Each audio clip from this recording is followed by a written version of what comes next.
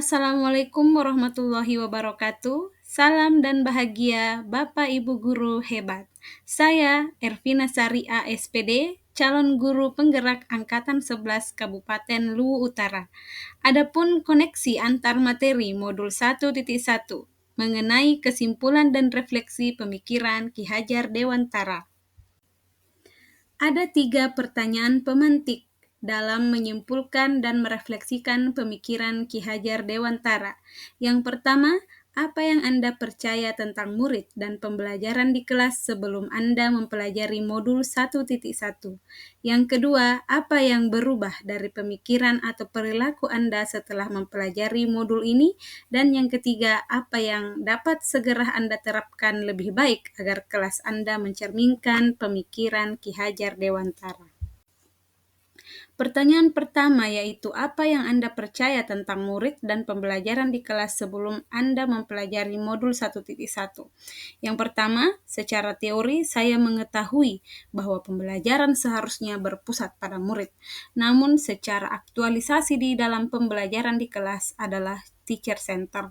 Yang kedua, saya lebih mementingkan ketuntasan materi sesuai kurikulum daripada mengetahui sejauh mana pemahaman murid terhadap materi yang saya ajarkan. Kemudian yang ketiga, mengajar dengan satu gaya belajar saja tanpa mengetahui karakteristik murid itu yang berbeda-beda.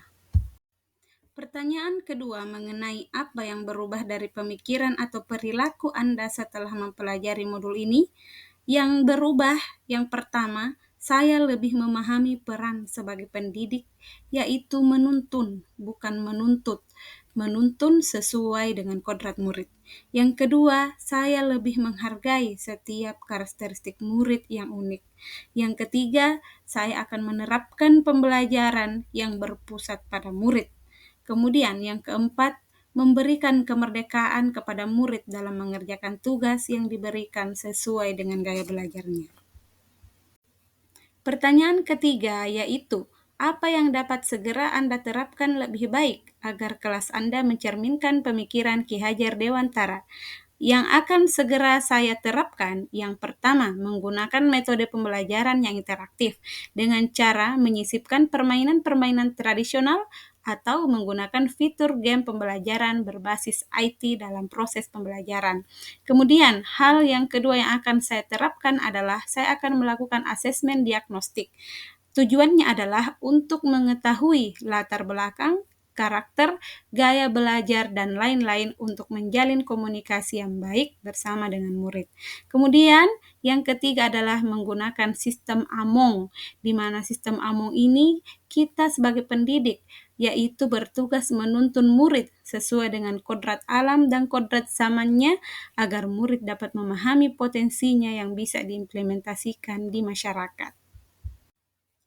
Berikut beberapa kesimpulan yang dapat saya jelaskan. Yang pertama mengenai makna pendidikan menurut Ki Hajar Dewantara, di mana pendidikan adalah menuntun anak sesuai dengan kodratnya agar dapat mencapai keselamatan dan kebahagiaan yang setinggi-tingginya, baik sebagai individu maupun sebagai anggota masyarakat.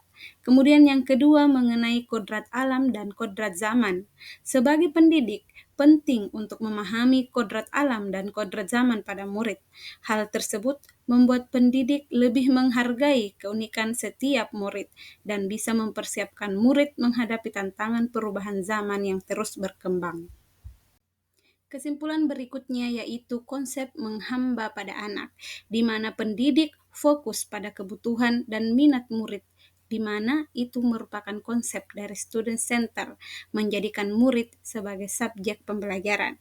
Kemudian yang terakhir, pendidikan yang relevan dengan sosial kultural daerah setempat, dengan menanamkan nilai-nilai luhur budaya lokal seperti memperkenalkan lagu, tari, permainan tradisional, dan lain-lain agar anak dapat menghargai dan menjaga warisan budaya.